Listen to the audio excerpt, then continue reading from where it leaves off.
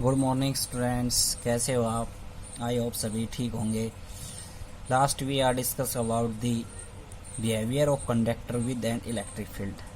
हमने पीछे पढ़ा कि इलेक्ट्रिक फील्ड और कंडक्टर के बीच में क्या रिलेशंस हैं। कंडक्टर के अंदर इलेक्ट्रिक फील्ड परपेंडिकुलर रहती है, चार्ज इनसाइड जीरो रहता है, पोटेंशियल की वैल्यू कांस्टेंट रहती है और सरफेस के ऊपर इलेक्ट्रिक फील्ड की value sigma upon epsilon not होती है।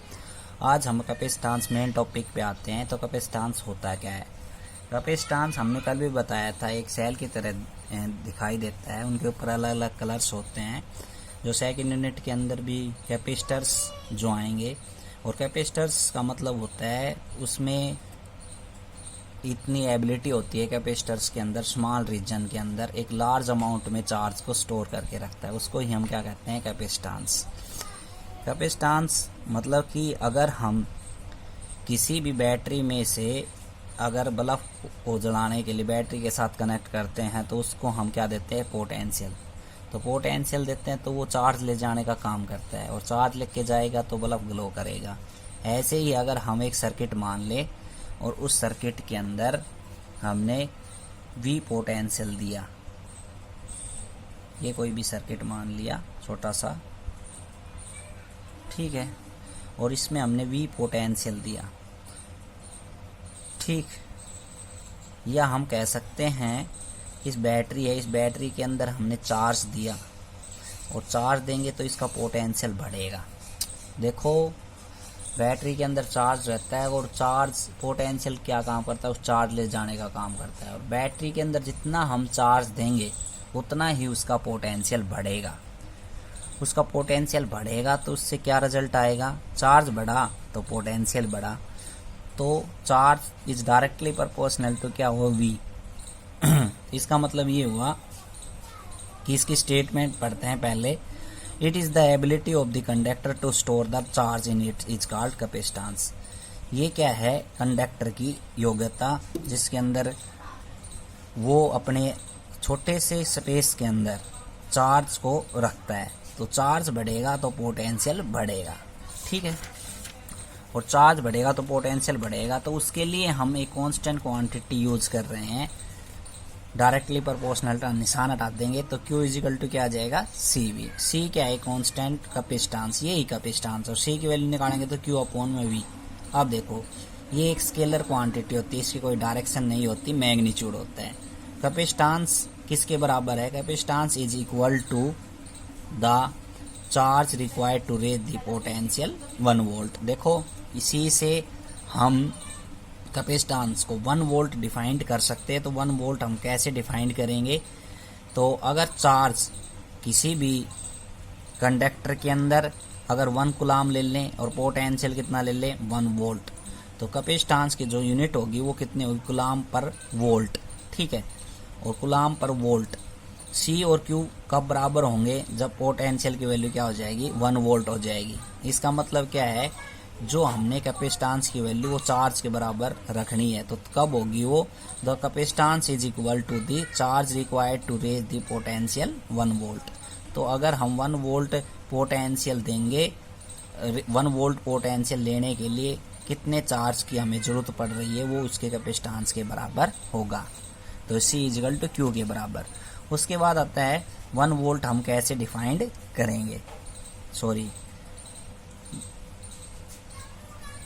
दोबारा से सेम डेफिनेशन है। The capacitance is equal to the charge required to raise the potential is 1 volt. 1 volt potential बढ़ाने के लिए कैपेसिटेंस की वैल्यू चार्ज के बराबर होगी। SI यूनिट की बात करें, अभी भी हमने बता दिया था, चार्ज की कूलाम, पोटेंशियल की वोल्ट, तो कूलाम पर वोल्ट 1 फैराड के बराबर होता है। अगर कैपेसिटेंस की 1 नंबर के लिए इम्पोर्टेंट है, एग्जाम के लिए यूनिट पूछे आपसे, तो 1 फैराड यूनिट होगी किसकी? कैपेसिटेंस की। वो किसके बराबर होता है? कूलाम पर वोल्ट के बराबर भी होता है। डायमेंशन की बात करें, चार्ज का डायमेंशन क्या होता है? करंट इनटू में टाइम, ठीक है, और वोल्ट का कितना होगा? वर्क डन अपॉन में करंट। पोटेंशियल का फॉर्मूला क्या होता है? वर्क डन अपॉन में चार्ज। तो वर्क डन का डायमेंशन कितना होता है? ML2T-2, और चार्ज का कितना होगा? करंट इनटू में टाइम। तो m-1 l-2 t⁴ a⁴ ये भी इम्पोर्टेंट है 1 नंबर के लिए। मीन्स कैपेसिटेंस क्या हुआ, ability of the conductor to store the charge is called capacitance. ठीक है, मेन बात ये है। तो आया कहाँ से, जितना हम किसी भी कंडक्टर को जितना चार्ज देंगे उसका पोटेंशियल बढ़ेगा, और पोटेंशियल बढ़ेगा तो Q is directly proportional to V और Q is equal to CV के बराबर। तो ये फॉर्मूला इम्पोर्टेंट है। अगला कैपेसिटेंस और कैपेसिटर्स, बात एक ही है, इसकी डेफिनेशन सेम है। The ability of the conductor which store the charge in small region. Small region के अंदर बहुत ज़्यादा अमाउंट में चार्ज को स्टोर करना, ये उसकी योग्यता होती है, उसको हम कहते हैं कैपेसिटर। कैपेसिटेंस के ही कैपेसिटर्स होते हैं, जैसे रजिस्टर्स हैं।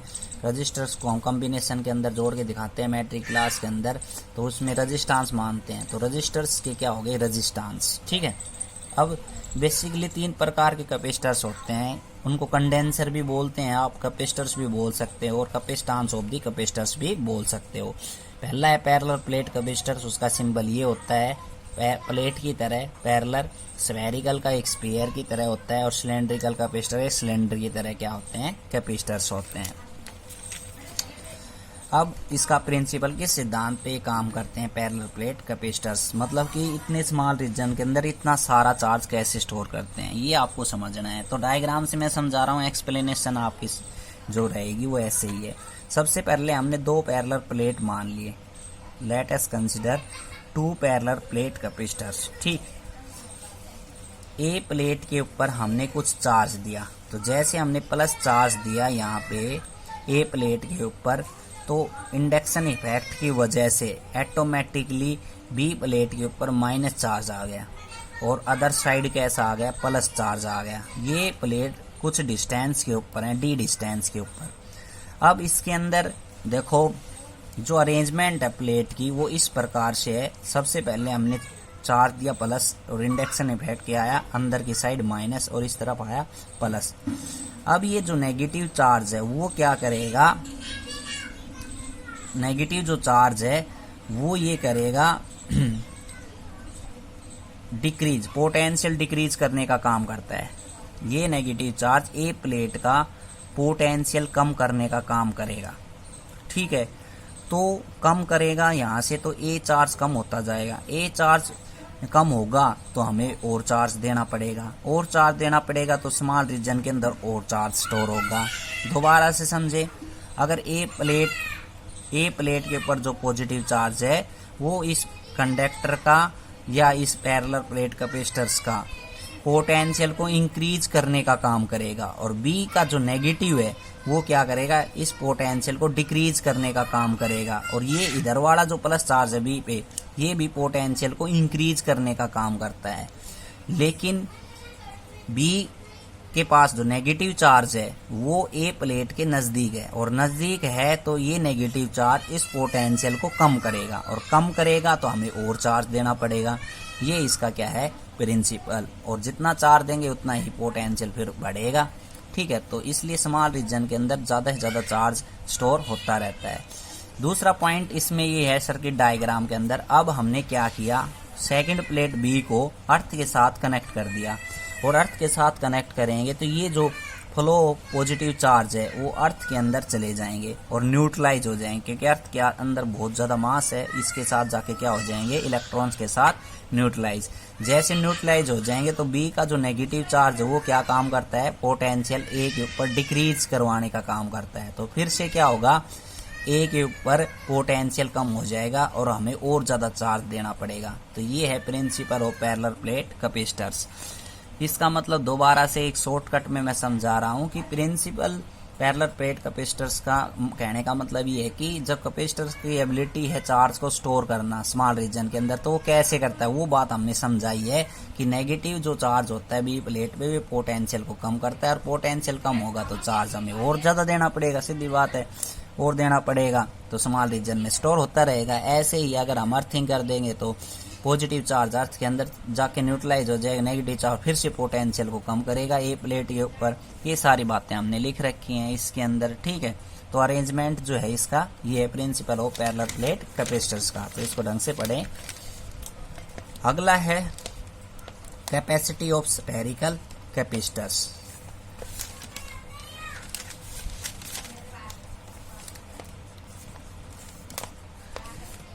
एक स्फेरिकल जो कैपेसिटर है उसकी कितनी कैपेसिटी होनी चाहिए उसका फॉर्मूला बना रखा है। तो सबसे पहले हम क्या करें, let us consider a spherical capacitor whose radius is R and Q be the charge on it.